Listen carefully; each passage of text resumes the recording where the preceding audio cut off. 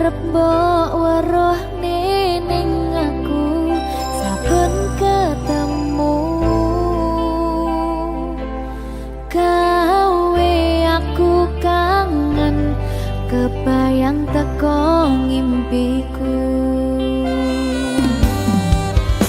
Opo kowe ra krasa tresno sing jelas ning ngarep moto Pandoroko wis jamapa ati wis monggo pinarak nanging takdir Gusti sing ra iso ditolak.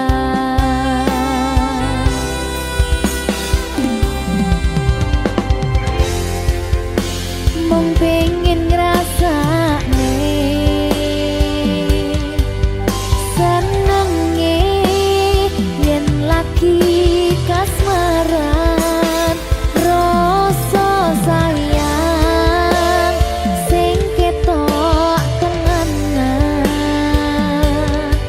nyatane dadi asing tanpa hubungan.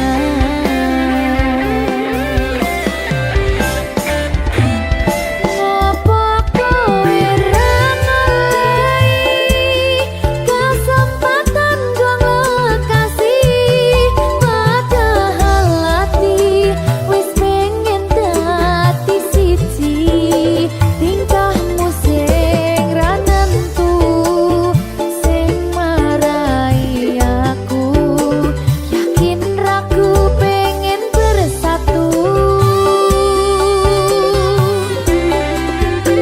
Saiki aku wis nyerah wis pasrah marang Gusti butuhe tresno kuwi ngikhlasno sumpah aku ra popo yen akhire padha lunga wis cukup sumangga.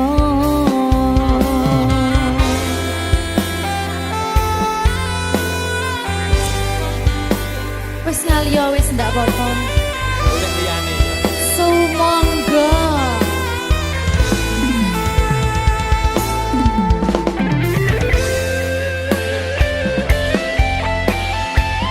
Berkah talenta.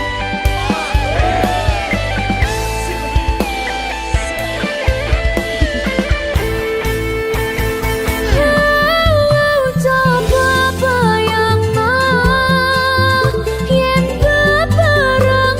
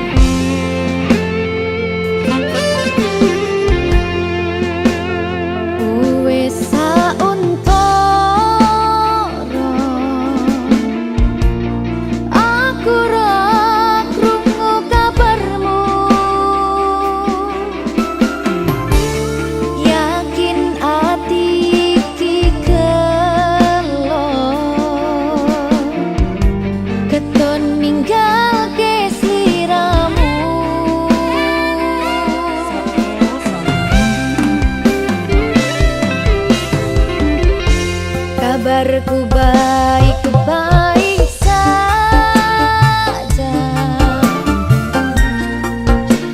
Aku bahagia pancen keton tipe mburi.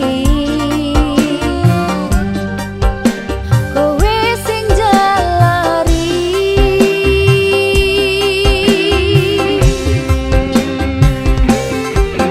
wis tak ngapurani salahmu wingi, wis tak lalekke kenangane dhewe. Cukup samene aku ro kowe. Wingi atiku ra iso ngapusi ninggal kowe katon rasa ning ati. Kowe milih liyane loro sing tak rasake. Sayang beri aku kesempatan.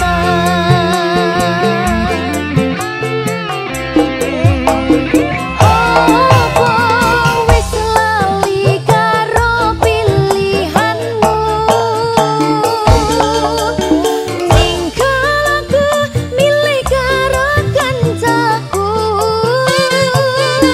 Aku berduake tanpa mbok pikirke. Cintaku bukan lagi milikmu. Sabari Leka, piye Mas?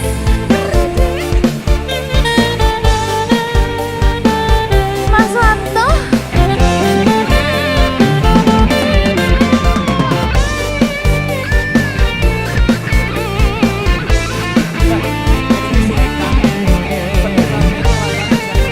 Kangen aku.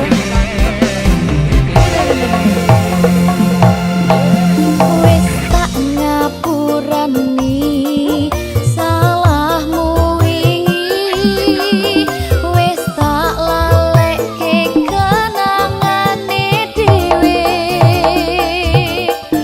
Cukup samene aku ro kowe.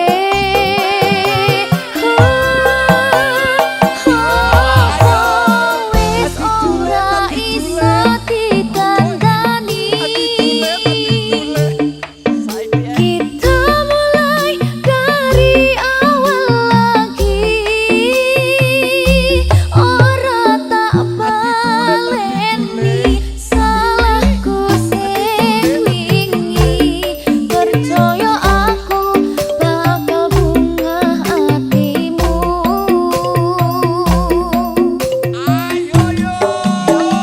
Ora kabeh sing rusak iso ditandani. Sayang maaf ku tak bisa lagi. Ikhlasno atimu tilakno lungaku. Cerita wingi ra iso dibaleni. Apa wingi ora ninggal aku. Jebul aku salah ro pilihanmu. Wingi mbok siapke aku mung pengen kowe. Sepurane wis cukup semene. Wingi mbok siapke aku mung pengen kowe. Sepurane wis cukup semene.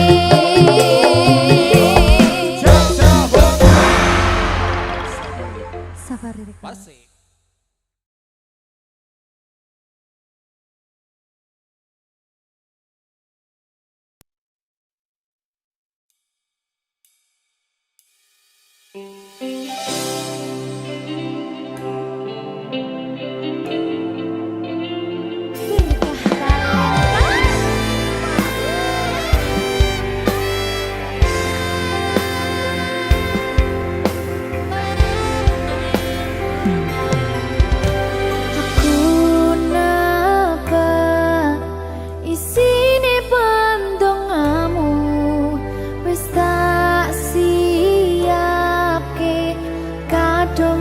sliramu. Aku ngukir kata-kata romantis sing iso nyenengke kowe sing manis.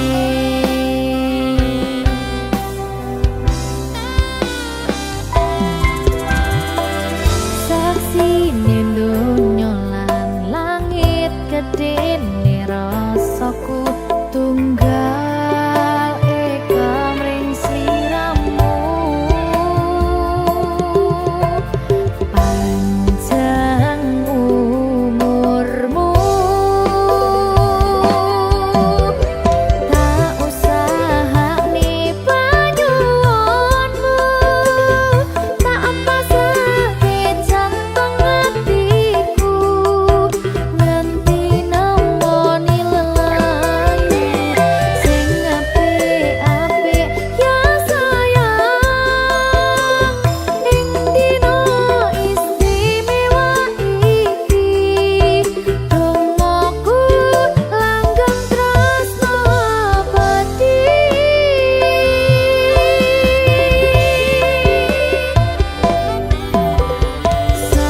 Samarba wangine ambekanmu, gugah rasa tembok gairahmu. Manise suara rayuanmu negeske kowe ra iso kelangan aku.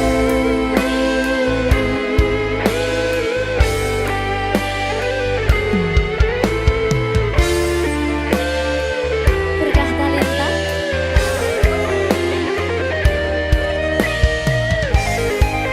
asal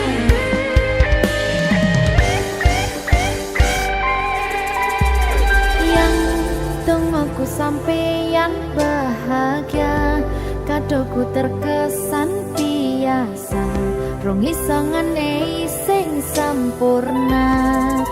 Selamat tambah usia, semoga umur panjang, ku harap bisa terkenang.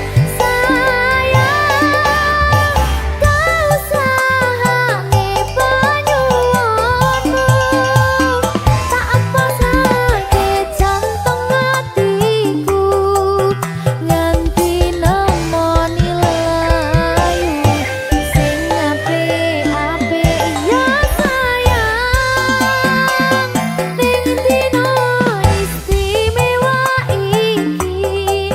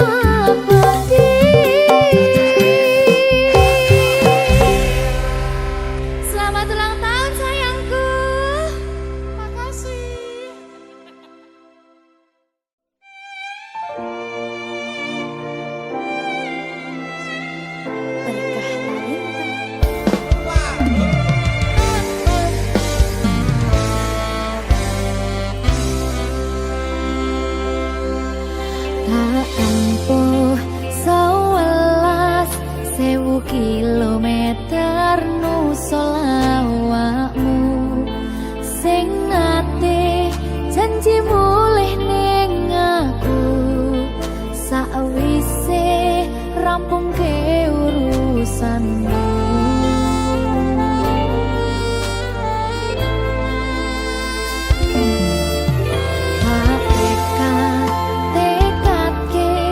Masih ora tau ngalami adem minus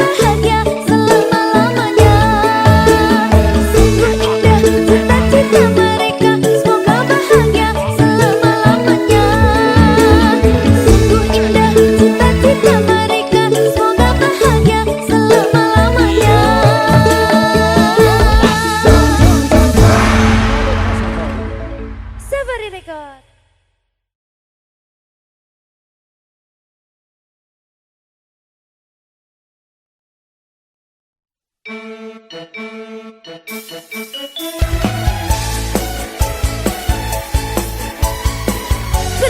talenta.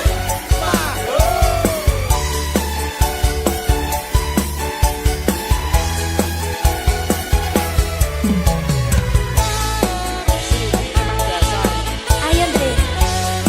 Iya Beng. Dasar apa? Ayo, oke.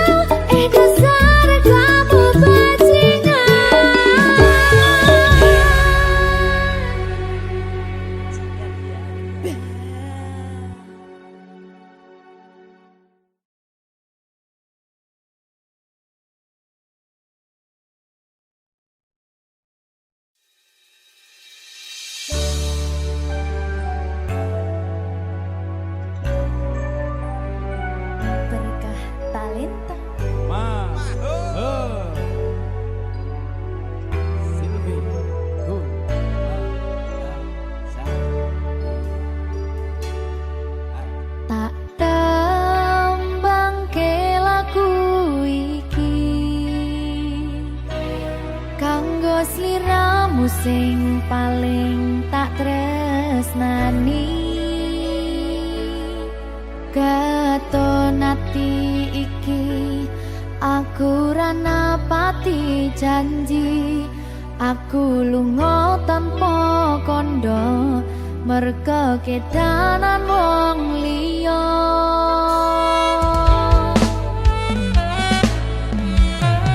kelingan biyen dhewe katamu kowe janji ra bakal ngelarani hatiku segampang iki caramu mupus rasa tresnoku aku ra bakal lali tekan kapan ra bakal tak ngapurani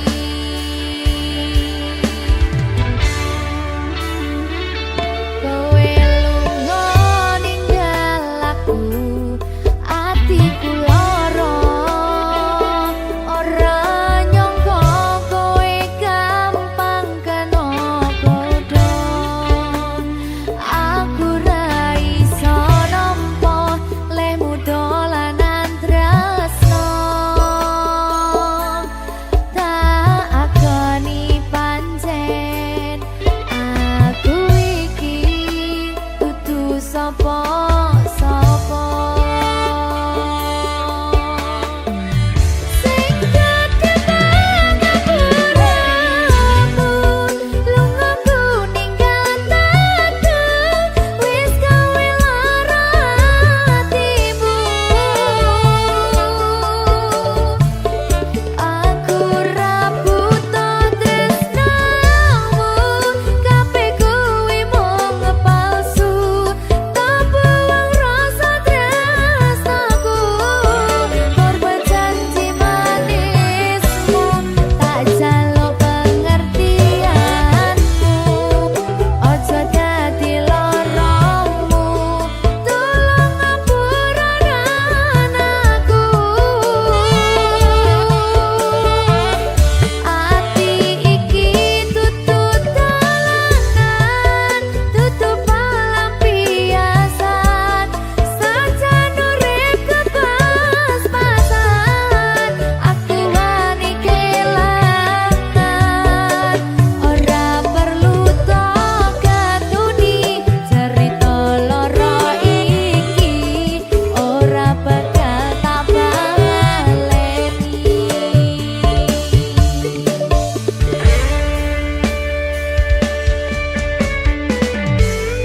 ngono kuwi lho oleh-oleh biyen aku kok gua saiki marane Lah piye yo sing lawas larane. iya tak kaya ngono kuwi aja kaya ngono to Sing penting aku mulih bakal sampeyan. ngono ya Lek aku dolan njaba blojo ora apa-apa. ora apa-apa Apa sing penting mulihku ning mangku. ya mulai oleh sandal kuwi Tampung. Ampun Pak De. Iya Pak Le. berkah talenta Ayo Le. Mama. kowe lunga ninggal aku atiku lara ora nyangka kowe gampang kena godho aku ra iso nampa lemu dolanan tresno tak akoni pancen aku iki dudu sapa-sapa sing dadi pangapuramu lungaku ninggal aku wis gawe lara atimu aku ra buta tresnamu kabeh kuwi mung palsu tak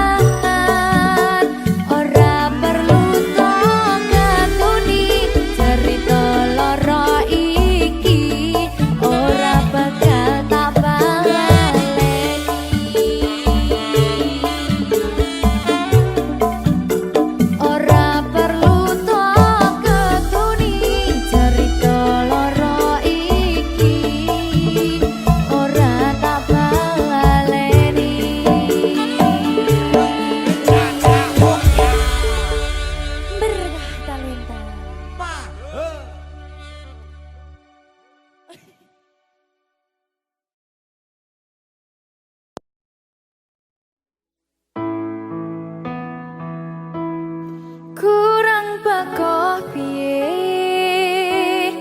kok larani tetep ning kene kok sia-siake aku tetep karo kowe kurang sayang piye kurang kemati kepiye kowe teko nggawa tresno kowe lunga aku sing lara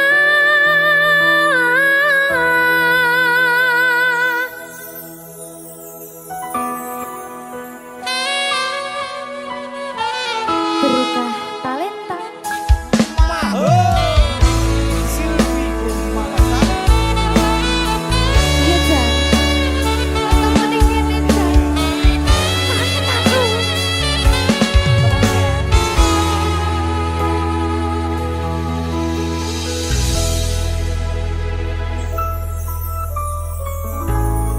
isih kerep sok kelingan pas pertama dewe kenalan kowe curhat warna-warna ha saiki mung kari cerita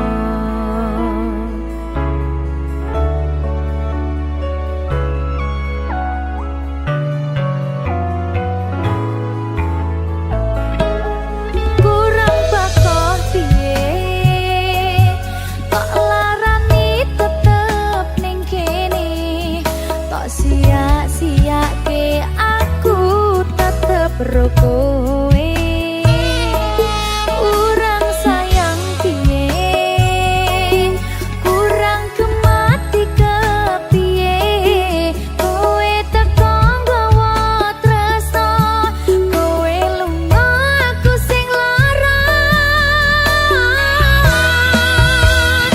iwas wis tenanan jebul pelampiasan iwas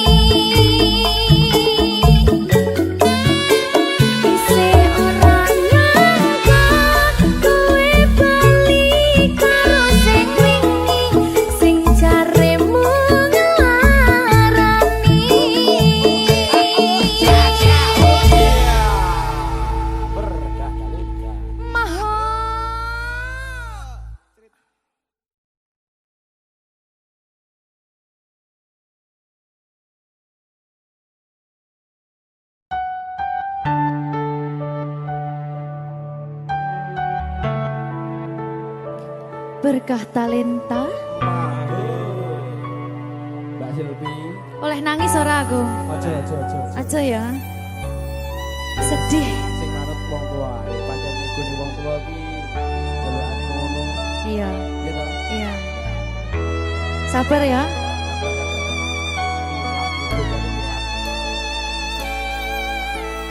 Tak ceritani cerita sing paling larani nalika bapak lunga ninggalke keluarga nelongso nanging kudu tak terima sing gawe tambah loro wong tuwa ana kaya ra ana ngendi kasih sayangi sing kaya cah liyane bapak ibu bingung dewe-dewe yen pancen kudu pisahan aja nganti anak dadi korban berjuang tinggalan dhewean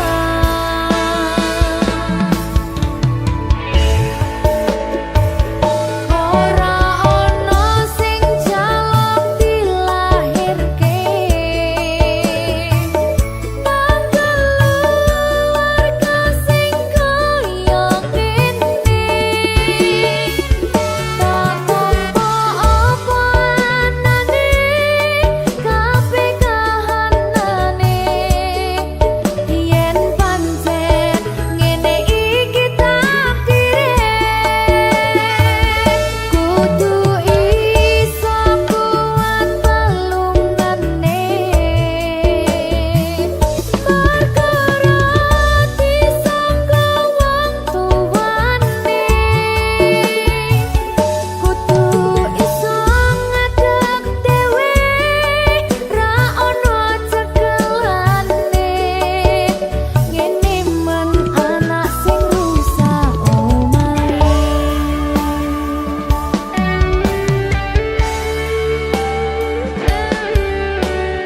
ngene man nasib dhewe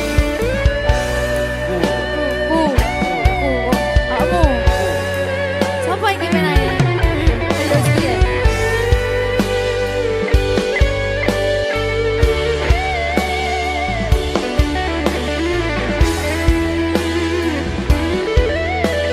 Rungokno iki tak ceritani ya.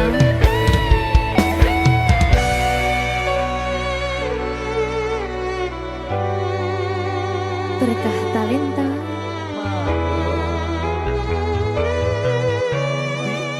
Jatuh, sabar.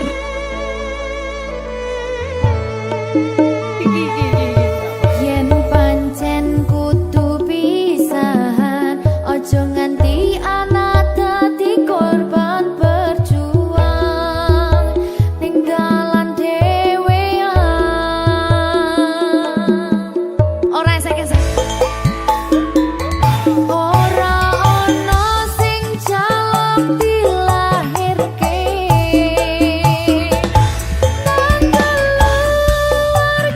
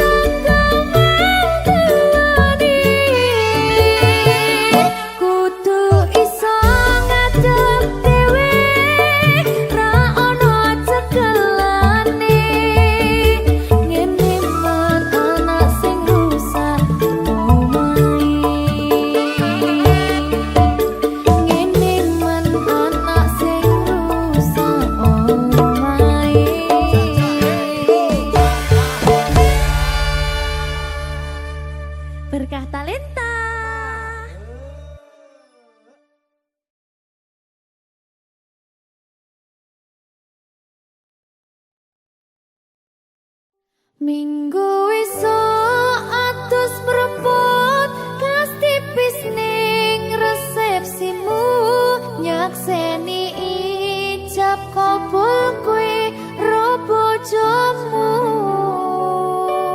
statusku biyen pacar saiki tamu undangan kelangan kowe aku oleh ijol prasmanan. Ya, berkata Linda. Ya, Jen.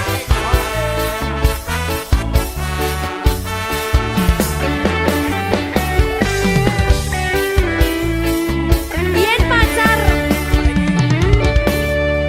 Rasane bingung, isih ra percaya. Telung sasi wingi aku isih pacarmu. Jebul saiki ono wong liya. Rada sedih pengen nangis tapi kok wagu. Awale indah, kini berantakan. Kabeh cerita mbok rampungi nganggo undangan. Aku gagah teko ning resepsinan. Kowe sesandingan tak tinggal nyanyi dangdutan. Aku ngerti yen atiku mung tok nggo rekreasi. Aku sadar ku relakan walaupun sedikit ambiar. Minggu esok atus propot kas tipis ning resepsimu nyakseni ijab kabul kowe ro bojomu statusku biyen pacar saiki tamu undangan kelangan kowe aku oleh ijol prasmanan. Aku rumong sorong iso nyenengke nuntut urip penak ora kuat sanggane laku taunan dadi ra ono gunane tiwas sayang dadi ra penak atine reti-reti aku nampani undangan ono jenengmu aku bingung ra karuan biyen pacar saiki aku dadi mantan dadi sesimu pas munggah nang pelaminan. Aku ngerti yen atiku mung tok nggo rekreasi. Aku sadar ku relakan walaupun sedikit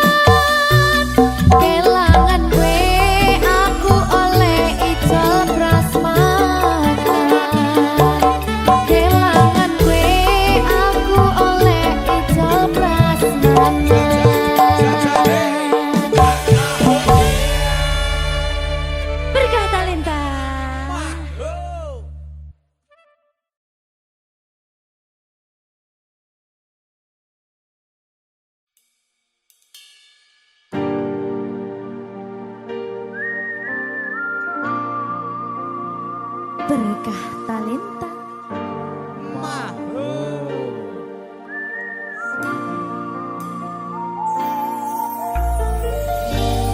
Pedang rasane ati kang nandang sengiting liyan hanya wang aku kowe labuh katresnan kang mas wong bagus tak jalo ojo